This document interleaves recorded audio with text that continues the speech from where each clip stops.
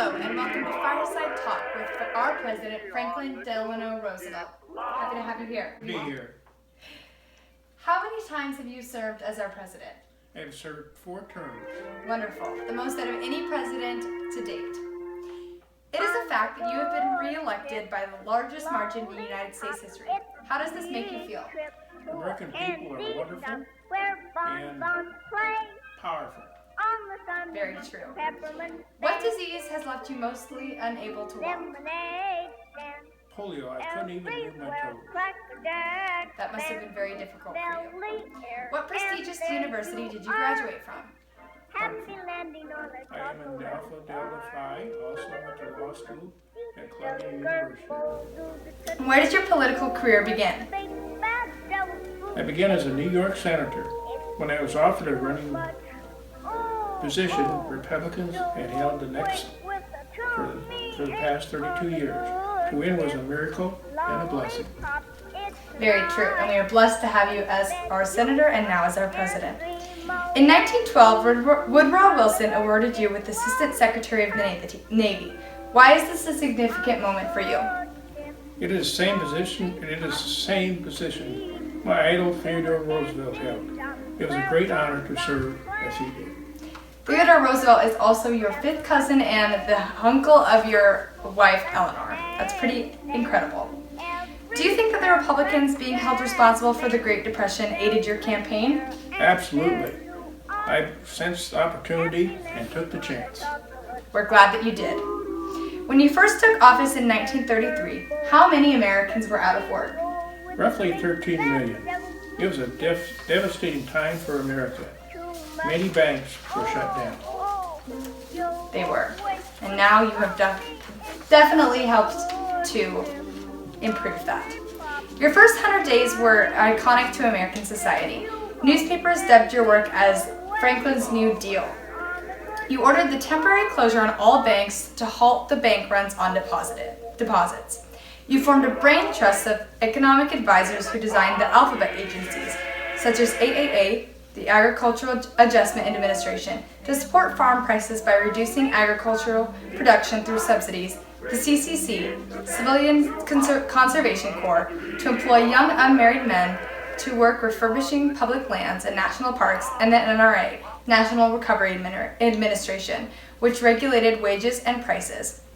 Other agencies ensured bank deposits, regulated the stock market, subsidized mortgages, and provided relief to the unemployed. This was revolutionary as far as the presidency goes. You made so many changes so quickly. How does this make you feel as a president? Proud.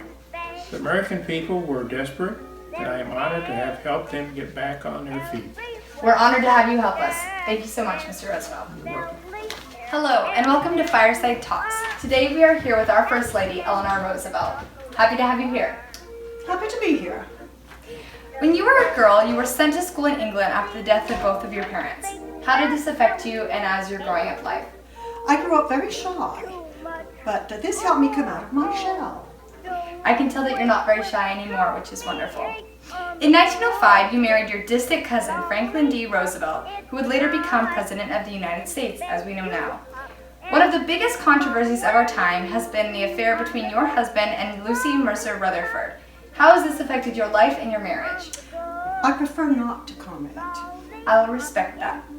When your husband became president in 1933, you dramatically changed the role of the First Lady.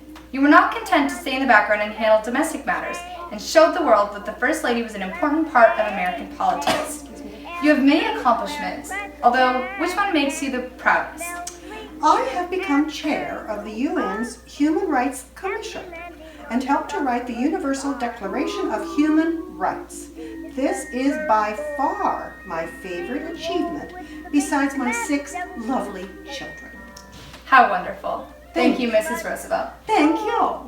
Hello, and welcome to Fireside Talks. Today I am here with Clyde Bud Barrow. We are so happy to have you here. Thanks. Half the duo of Bonnie and Clyde. If you could be famous for anything else, what would it be? As a boy born of a poor farmer, my great love was music. I love to sing and play an old guitar anytime I can. I taught myself how to play the saxophone and it seemed as if I might pursue a career in music.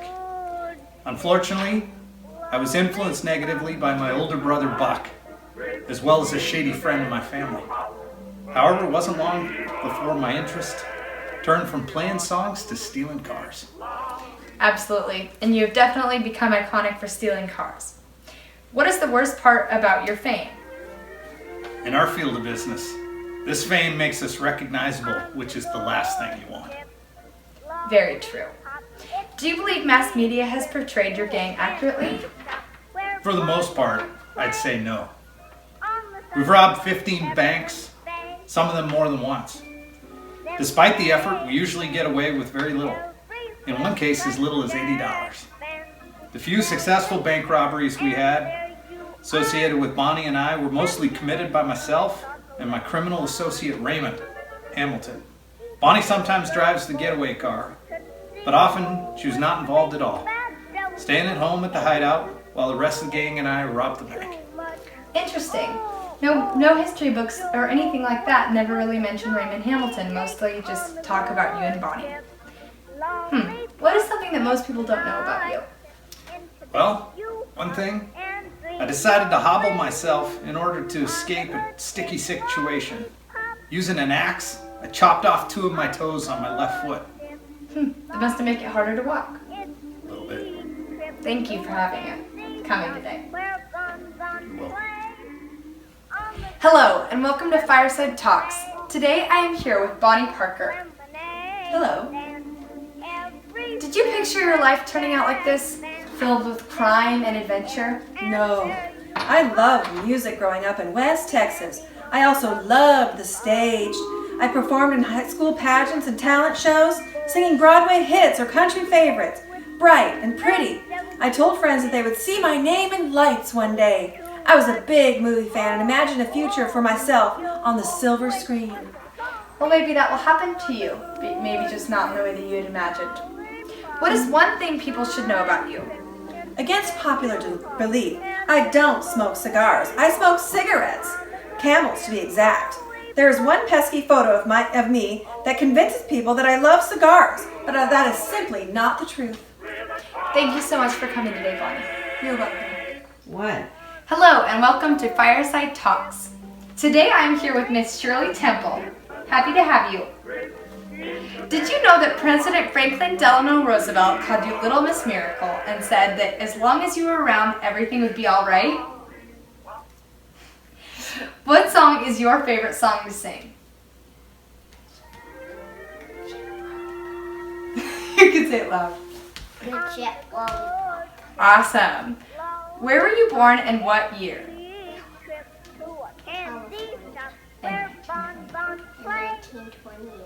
That's so cool. What do you want to do in the future? I want to help people. When did you start to dance?